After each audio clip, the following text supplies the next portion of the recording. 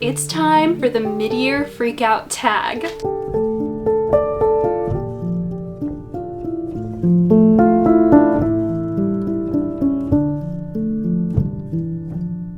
Hello book lover, welcome back to my channel. If you are new here, my name is Kay and we love talking about clean and Christian fiction books on this side of BookTube. And today's video is one that I have wanted to personally do for years. Like even before I did this whole BookTube thing, mid-year freakout tag videos were like something I looked forward to watching every single year. I didn't even care if the reader had the same taste of reading as me. I wanted to know all of the tea about people's wins and their like least favorite books of the year so far, and I don't know what it is about it, but I just love the bookish tea that comes with the mid-year freakout tag. Now I found a list of questions online. I don't know if these are the official freakout tag questions, but they seemed like the ones that I usually watch, so we will definitely be going into all of that. But first I just want to check in really quick, not about every single one of my reading goals, because quite honestly I don't remember what every single one of my reading goals were for 2026. Things that I know I'm doing well on is that I am almost at my 52 books of the year. My goal was one book a week and I have somehow done way more than that. Maybe BookTube has just encouraged me to read more. The Salt and Light Reader Society has encouraged me to read a lot more, and so it's been a good reading year overall. I am at 48 out of 52 books, so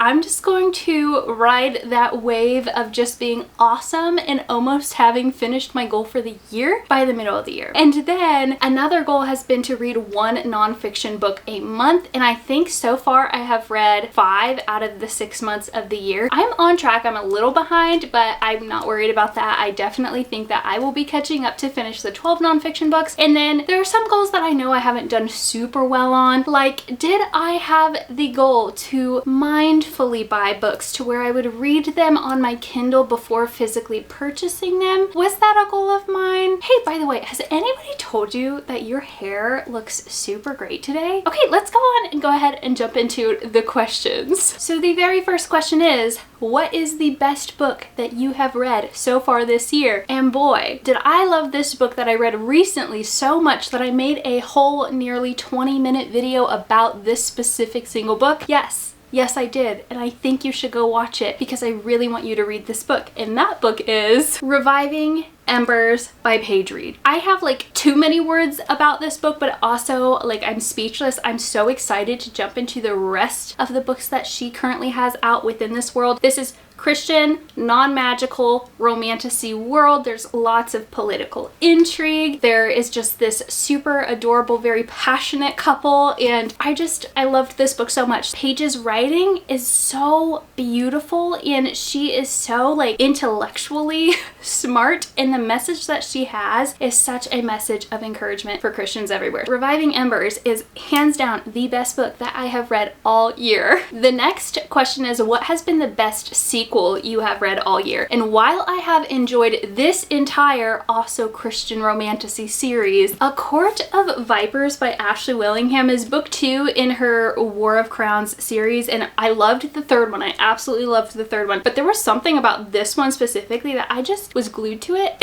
and it like altered my brain chemistry. So I really enjoyed A Court of Vipers by Ashley Willingham. Again, this has got kind of romance. It's definitely lighter on the romance for romantasy. The second book is, at least. You get some more romantic tension in it, but the world, the war going on, the adventure, the plot twists in this book, let me tell you, the plot twist. All I know is after finishing book 3 in this series, which was A King of Crows, I cannot wait for the next upcoming trilogy that is also going to take place in this world, because I can't get enough of this world and these characters. And so yes, A Court of Vipers is hands down the best sequel I have read all year. The next question is, what is a new release that you haven't got to yet but you're really excited to get to? And for that, my answer is Ink and Ivy, also by Ashley Willingham. I know I still haven't got to it, but I know I'm going to get to it this month in July. I am so excited to read a Christian cozy romantasy by Ashley Willingham. If you couldn't tell, I really like Christian romantasy books. But Ink and Ivy by Ashley Willingham, like, we have a small town. We have a single dad who's like an elf. I know there's like this cute little steeple church. We have a tea shop owner owner, just like all things cozy, and every single member of the Salt and Light Reader Society that has read this book has absolutely raved about it. So I cannot wait to get to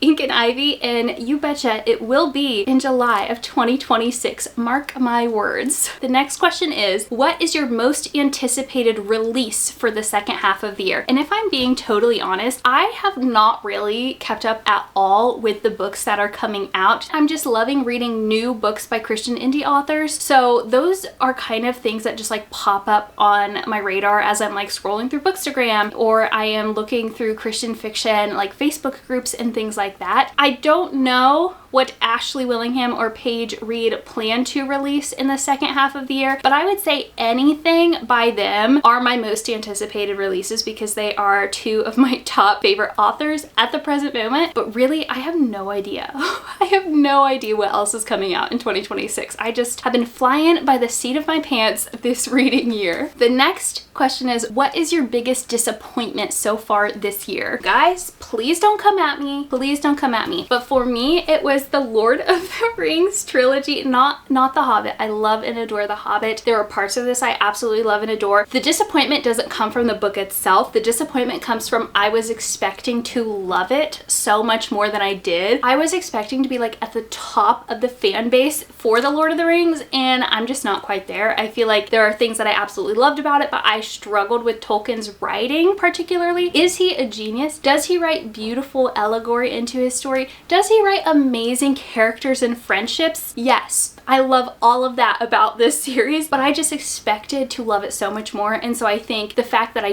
didn't love it as much as I thought I would, that was the disappointment to me. The next question is, what is your biggest surprise this year? And I'm just going to, again, not to be showing the same book, but Reviving Embers by Paige Reed. This is a book that had less than 40 reviews on Goodreads, and I just saw the author post it in a Facebook group, and I was like, okay, yeah, that sounds interesting. I added it to my birthday wish list, and my sweet friend Lindsay sent it to me for my birthday, and I was kind of in a slump, and I picked it up and I was like, you know what, I'll just give it a shot, and it has literally became my favorite book of the entire year. So this was a surprise to me because it's one of those like super underrated indie authors, and I just don't know how she's not like a top best-selling Christian fiction author. I just love this so much. So this for sure was like the biggest like shocking surprise to me. Not that I didn't expect to love it. I thought I would like it. That's why I added it to my list. But the fact that I loved it as much as I did was just such a surprise to me, and it was a pleasant surprise at that. The next question is a book that made you cry. What's a book that made you cry?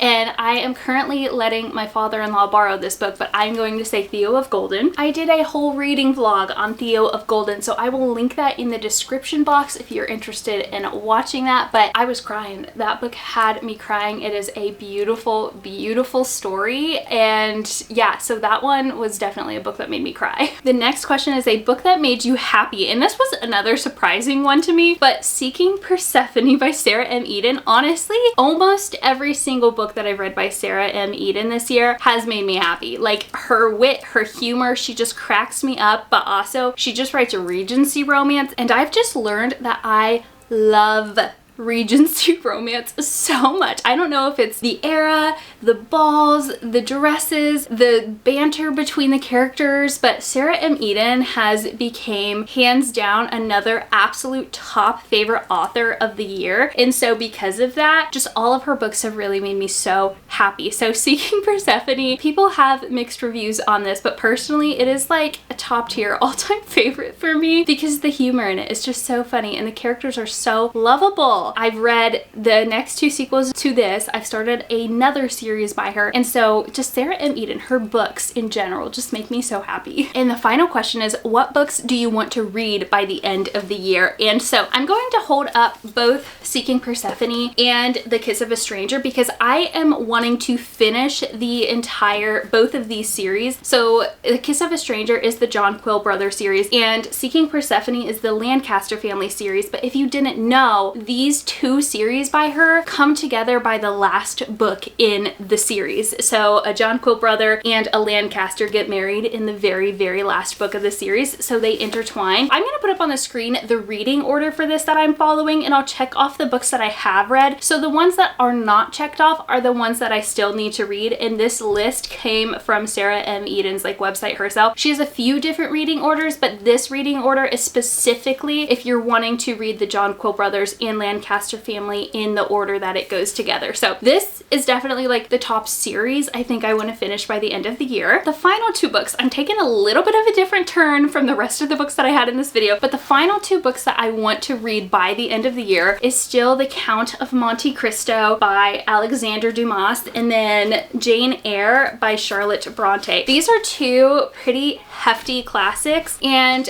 I really want to read this one. My best friend Catherine has told me for years that I would love Jane Eyre, and then The Count of Monte Cristo, I just keep hearing the best reviews about it, and everybody's like, it's so big, but it's gonna go by so fast, it's such a good story. And then I just think I'm going to relate to Jane Eyre in a lot of ways just based off of what I've heard. So I think I'm going to love both of these, but my track record for classics this year has just not been good. I have been disappointed in every single classic that I have read this year in some way, shape, or form. And so it's making me not want to pick these up, but I know that these are two classics that I really, really want to read because I really think I'm going to love them. But that was my problem. The other classics that I thought I was really going to love, I ended up not totally loving. So anyway, these are two books that I absolutely want to finish by the end of the year. So we will see when I pick these up and how that goes. These might be good to pick up in a reading slump for just a change of pace maybe. I did that in 2025. I hit a really big reading slump and I picked up Anna Karenina, and it was